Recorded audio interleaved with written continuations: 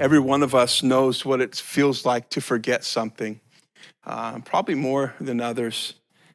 We forget where to put our keys or where we put our keys at.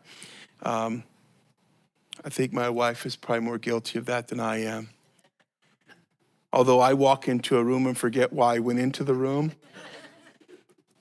forget birthdays, appointments, passwords. And the cause of this is because life is busy. Our minds get crowded. We're juggling responsibilities and problems, emotions.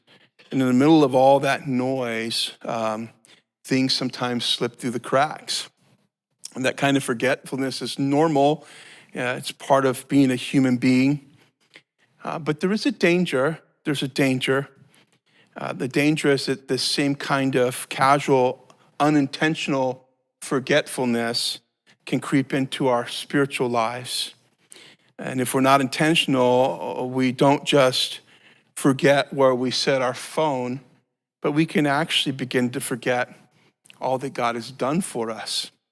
And not because we don't care, or not because God hasn't been faithful, but because life is loud and our hearts tend to drift when we get distracted.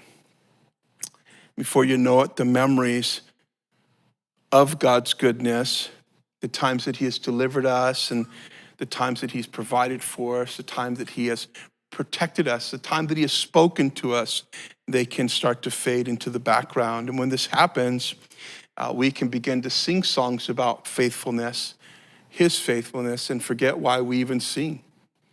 And we can read verses about his promises and forget how many times he's kept those promises in our lives. And that's why God often tells his people to remember. In other words, to be intentional about remembering. Be intentional about remembering his works. Be intentional about remembering his promises. Be intentional about remembering his mercy. Be intentional about remembering his faithfulness. And because forgetfulness is not just a mental thing or a mental issue, it's actually a spiritual issue. And as we come to the end of Esther here, the battle's over. The enemy's been defeated. God has changed their hearts from fear to joy, right? They're safe. They're safe now, and they finally have this rest. But before the story closes, God highlights something very important, and that's that God's people must not forget what God has done.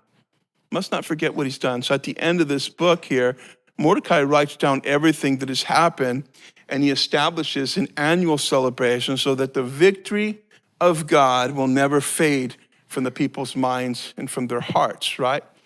And these closing verses, they teach us that remembering God's faithfulness is more than just looking back. It really shapes how we move going forward.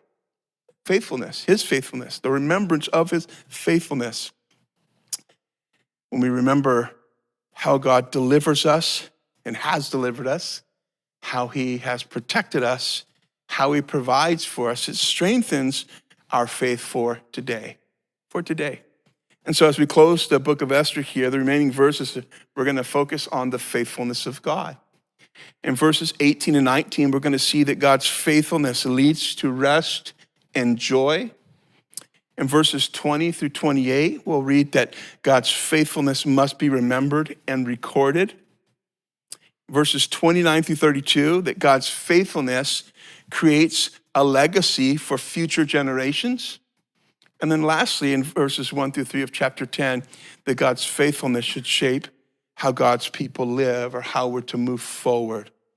But he starts with God's faithfulness that leads to rest and joy. And that's what we see in verses 18 and 19. Look what it says. It says, "But the Jews who were in Shushan assembled together on the 13th day, and as well on the 14th and on the 15th of the month, they rested. And they made it a day of feasting and gladness. Therefore, the Jews of the villages who dwell in the unwalled towns celebrated the 14th day of the month of Adar with gladness and with feasting as a holiday for the sending of presents to one another. So in these verses, the Jews, they've just defeated, right? Defeated and defended themselves from their enemies under this new decree. And then there's a shift that happens. The shift happens from warfare to worship. Warfare to worship. And in verse 18 and 19, it says something interesting, right? It says that very thing, that they begin to what? To worship and feast and rest, right? Verse 18 said that they rested on the third day and they made it a day of feasting and gladness. In verse 19, it says that then on 14th day, there was feasting, gladness, and sending gifts. So there's a celebration that's taking place. God's people could finally breathe because God had proven himself faithful to his promise to preserve them. And the rest that they had was not just physical, it was a spiritual rest. The rest came after God intervened. And this is important. And this should remind us that true rest always follows God's faithfulness and not human strength. Because sometimes we can get that twisted. We can think that the rest that we have comes by what we do. But the rest that we have, that God provides, and we see it all throughout Scripture, it always follows his faithfulness, God's faithfulness. For us as Christians, this mirrors the rest that we have in Christ. That Christ, he died for our salvation. He paid the price. He did the work on the cross. And now we get to what? Finish in that, in that finished work. That's what we do. We rest in it. It tells us in Hebrews chapter 4, verses 9 and 10. There remains therefore a rest for the people of God. If you're a person of God, if you believe in Jesus Christ, there's rest for you. Rest. Therefore remains a rest for the people of God, for he who has entered his rest has himself also ceased from his works as God did from his. And so what do? We enter into this rest, meaning we no longer have to work, that it's accomplished for us by Christ on the cross.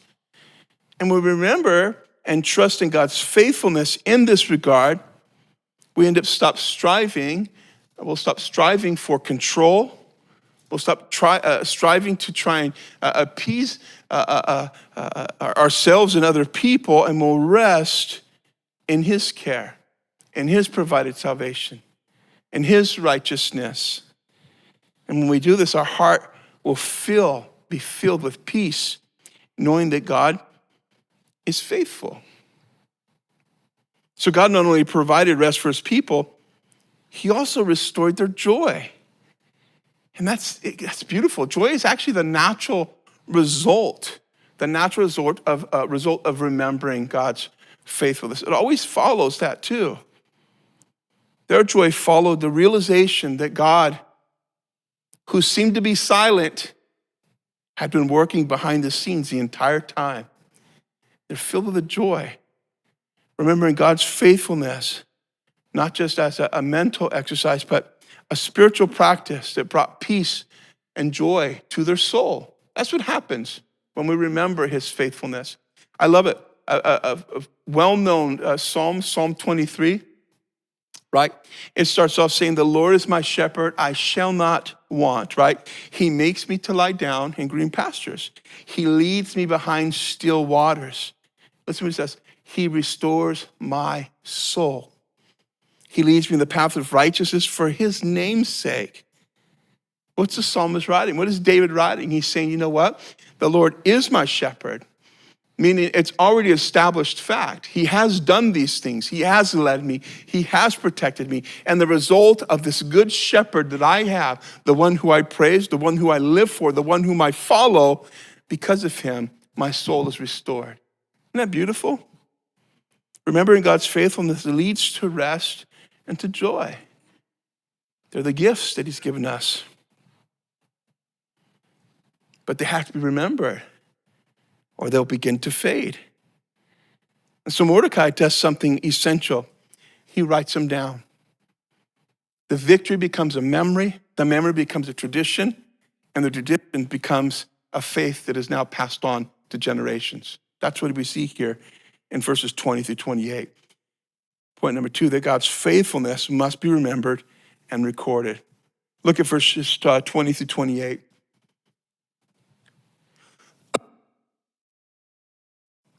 And Mordecai wrote these things and sent letters to all the Jews near and far who were in all the provinces of King Xerxes, and to establish among them that they should celebrate yearly the 14th and the 15th days of the month of Adar, as the days on which the Jews had rest from their enemies, as the month which was turned from sorrow to joy for them, and from mourning to a holiday, that they should make them days of feasting and joy, of sending presents to one another and gifts to the poor. And so the Jews accepted the custom which had begun, as Mordecai had written them. And because Haman, the son of Hammedatha, the Agagite, the enemy of all the Jews, had plotted against the Jews to annihilate them, and had cast pur, that is, a lot, to consume them and destroy them.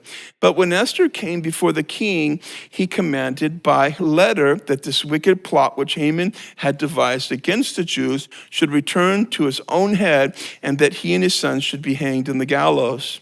And so they called these days Purim, after the name Pur.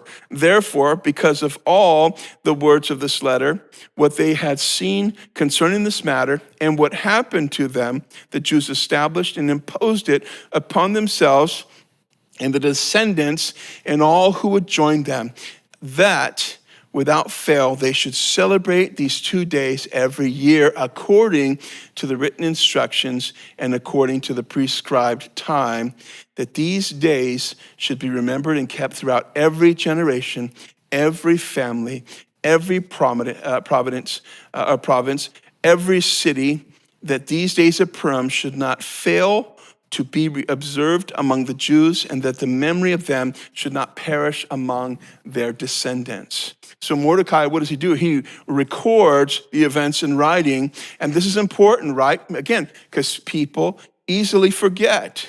And writing and keeping God's works alive for future generations, that's what he wants to do. A written record that shows that the victory was real and came from God and not human effort. Mordecai also told the people to celebrate the Feast of Purim every year, right? Do this every year so that you don't forget what God has done for you. He wanted the story of God's faithfulness remembered and passed down to future generations. And so what do? They accepted it. And it says that in verse 23, right? They accepted this custom which had begun as Mordecai had written it to them. They agreed to celebrate this Purim every year so that their children and their grandchildren would hear this story.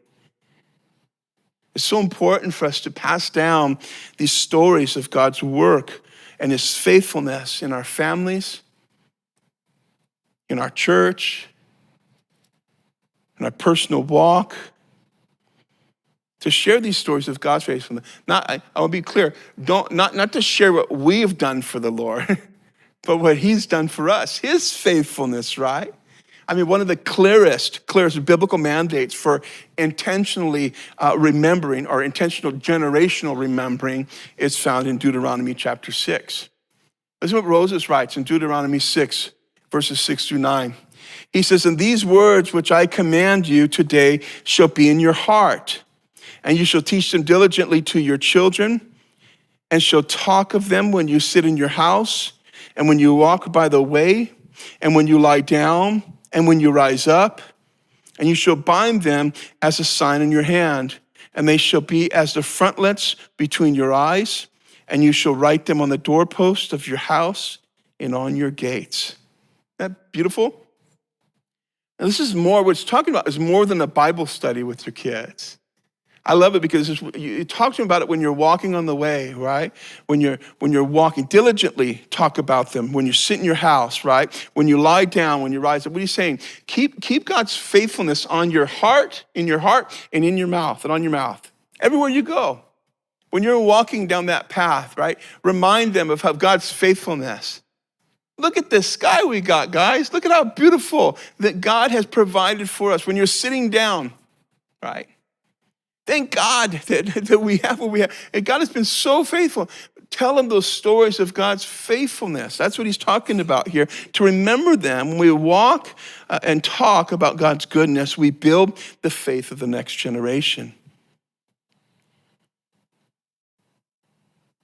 Mordecai knew this was important, so the people were commanded to remember through the celebration of Purim. These days, he says in verse 28, these days should be remembered and kept throughout every generation, every family, every province, every city, that the days of Purim should not fail to be observed among the Jews. So for us as Christians, although we don't celebrate this, we have our memorials where we celebrate and remember God's faithfulness. We have communion, which we celebrate. We have two ordinances, actually, communion and baptism, which we're commanded to observe. So Christ has given us that commandment to observe. I want you to remember me, to celebrate communion, to never forget what I've done for you, and never forget the life that you. Baptism, we do this as what? To remember this outward confession of this inward conversion, where I'm remembering that I no longer am the person that I once was, but I'm publicly expressing to everyone that just as I'm going to the water, that's how my life was buried, and I come up new as a new person in Christ, right? To remember God's faithfulness. So as we celebrate baptisms here, we always ask you guys to hang out, right? To celebrate with us, because now what we're doing, we're just celebrating God's faithfulness in the life of another believer. And so it's a beautiful thing that we get to do. We have testimonies in church. We have worship songs that tell us of the goodness of God. We're very specific about the songs that we sing. We don't just go to K-Love and pluck songs off. We're deliberate. We're looking for doctrine. We're singing songs. And even our team even writes songs to remind us of God's faithfulness. These reminders matter because our hearts can forget. So not only did Esther and Mordecai want God's faithfulness to be recorded, Esther and Mordecai wrote a second letter to make sure the Feast of Purim would be kept for every future generation. Which brings me to point number 3. That God's faithfulness, it creates a legacy for future generations. Look at verses 29 through 32. It says, then Queen Esther, the daughter of Abihail, with Mordecai, the Jew, wrote with full authority to confirm this second letter about Purim. And Mordecai sent letters to all the Jews into 127 provinces of the kingdom of Xerxes with words, I love this, with words of peace and truth, to confirm these days of Purim at the appointed time, as Mordecai the Jew and Queen Esther had prescribed for them, and as they had decreed for themselves and their descendants concerning matters of their feasting and lamentations. So the decree of Esther confirmed these matters of Purim, and it was written in the book. So it's written inside the king's chronicles, right? Esther and Mordecai sent out this final official letter to confirm everything. Again, a way to make sure that God's deliverance would not fade from their minds or be forgotten. Now, when Esther and Mordecai sent this final letter to confirm the celebration of Purim, it says in verse 30 that they sent it with peace and truth. This is beautiful, right? What's the peace part of it? Well, that the battle's done, right? You have peace. The people are no longer living in fear. So there's a peace to this letter that was sent out. The letter brought peace because it reminded them that God had fought for them. When we remember that, what do we remember? This is what you've done for me, right? That God had delivered them, that God had given them rest. And this is a peace that came from knowing that God is faithful and in control. So they sent it out with peace, but they also sent it out with truth. Meaning their message was grounded in what God had actually done. That God had done this, right? When Esther and Mordecai sent out this letter, they made sure the people received the truth about what God had done. They recorded exactly how it happened. That the decree went out and threatened them, that they were in danger, the victory was given to them. Right? Remember that divine reversal taking place by the providence and the goodness of God and the faithfulness of God to be true to his word, to preserve his people. The transformation that had taken place as their hearts were filled with fear and sorrow had turned to joy and celebration as God worked behind the scenes. And so when they remembered God's faithfulness, they weren't remembering a myth, they were remembering a reality. This was a reality that they'll be reminded of, right? They're remembering what in their lives that God actually did for them. That his faithfulness was not a story that happened that might be true, that it was a fact. It was a fact. It wasn't a myth. This was a fact that they could build their lives on. Now, when you read this letter, we could end just right there with joy and rest and a lasting memorial. But God gives us one more picture. And he shows us the transformed leader in Mordecai. And in the remaining verses, we see that the providence and the faithfulness of God not only delivered them, but began to shape who they would become through Mordecai and this everlasting, decree that they made and this everlasting celebration through Purim. Look at chapter 10, verses 1 through 3. It says, and King Xerxes imposed a tribute on the land and on the islands of the sea and all the acts of his power and his might and the account of the greatness of Mordecai, to which the king advanced him, and they were not written. Are they not written in the book of Chronicles of the Kings of Media and Persia? For Mordecai, the Jew, was second to King Xerxes, and was great among the Jews, and well received by the multitude of his brethren, seeking the good of his people and speaking peace to all his countrymen. So the story ends with this picture of a transformed leader. Remember when we're first introduced to Mordecai, it describes him as sitting outside the king's gate. And now we have him here. He did this wonderful thing for the king, right? Saved the king's life, and he doesn't even, at the beginning, doesn't even get recognized. He's just an afterthought. And now here in chapter 10, we see he's the second in command to the king. And it's really a picture, a beautiful picture or a description of what happens when someone allows God's faithfulness to shape how they live. Because you notice he didn't let the power change him. He didn't let the past make him bitter, which could have happened. And instead, he let God's faithfulness and goodness form who he became. He let God's goodness and faithfulness provide that new direction in how he was going to move forward. And because God had been faithful to him, Mordecai became a man of humility, courage, compassion. Characteristics he already had. But now he's leading this way. Now he's in charge of people. Now people are watching him and learning from him. And so because of this, he's modeling this for the entire kingdom.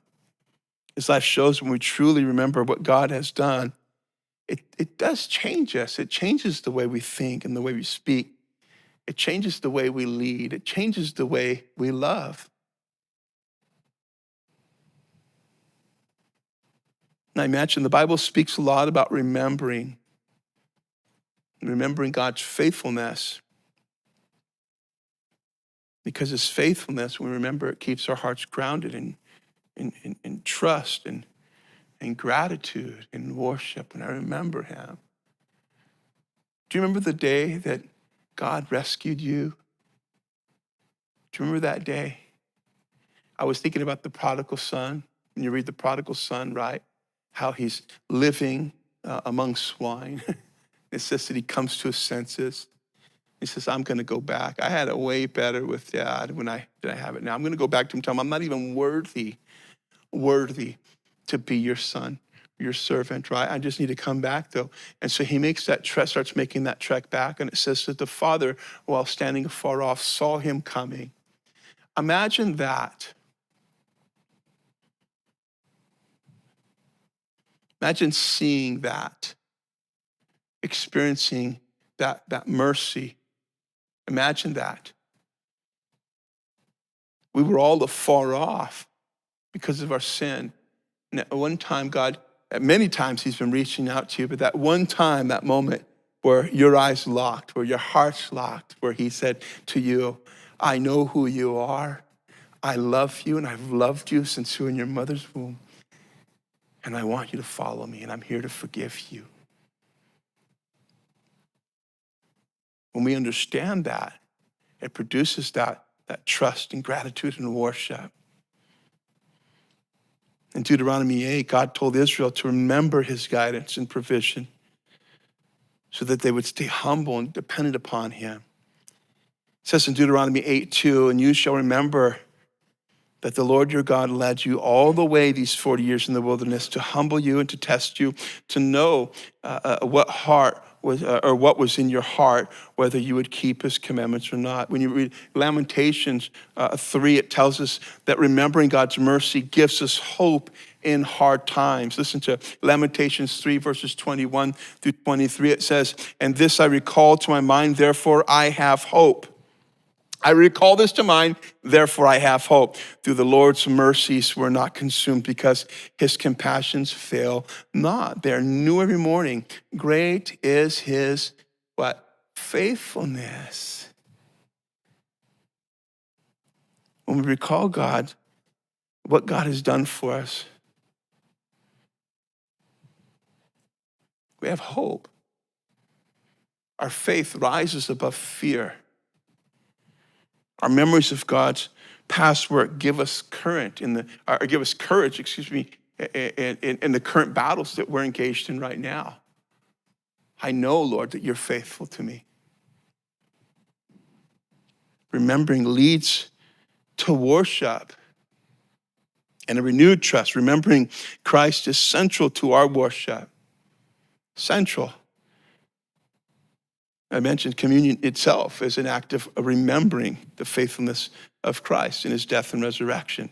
Do this in remembrance of me, Christ says, right? So when we celebrate communion, we as a church are remembering the greatest act of faithfulness, the cross. And the cross reminds us that who we are and what he's done for us.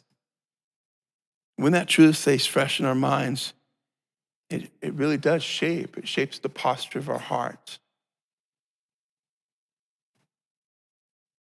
And so as we come to the close here, at the end of this book, the Book of Esther, really, if you want to sum up this entire book, in my opinion, I would say that it shows us that our God is always working, even when we cannot see him, and he's always faithful, even when we feel uncertain. He's always faithful and he's always working. The book started with fear, with silence, and with danger, and it ends with what? Peace, joy, and celebration.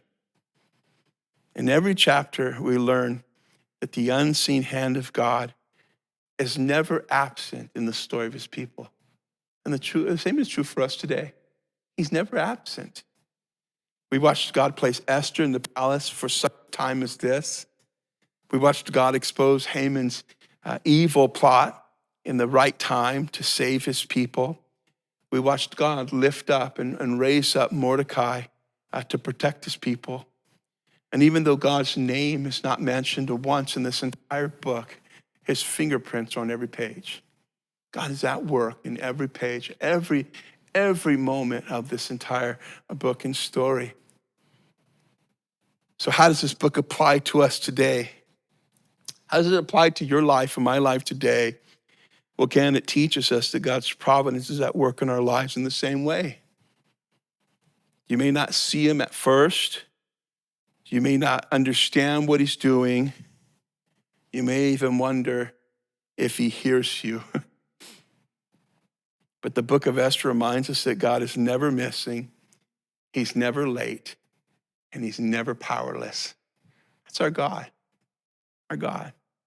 And so in those quiet times that we go through in life, I thank God for those quiet times. I believe God was like chasing me down as a young man. He was chasing me. And I was so headed in a direction that, man, I was just I thought I was keeping one step ahead of him. I was just moving fast, living fast as a young one.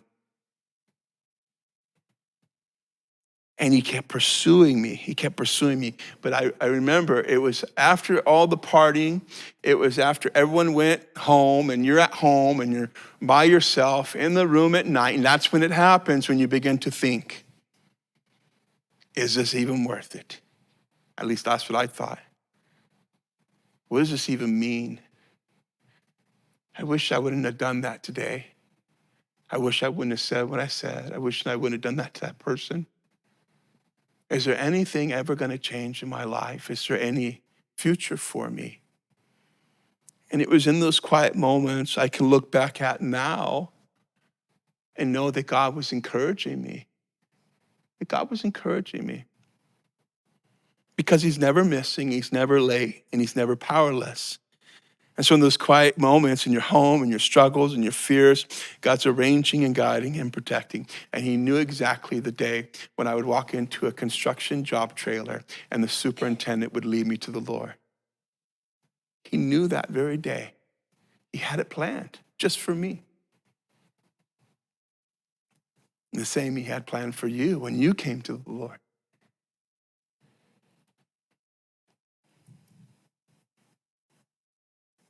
So when the doors close, when the plan changes, when unexpected things happen, you can trust that your life is not ruled by chance, by luck, or by coincidence.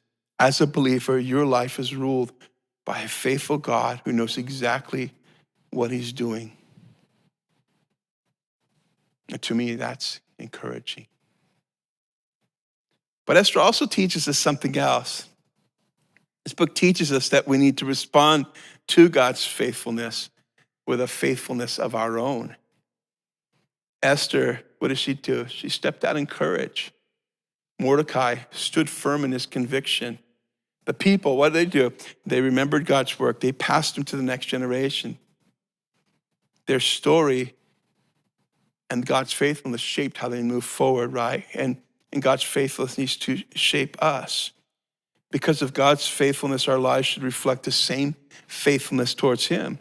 His grace should lead us to obedience. His protection should lead us to our own trust in him. His deliverance should lead us to our devotion of him.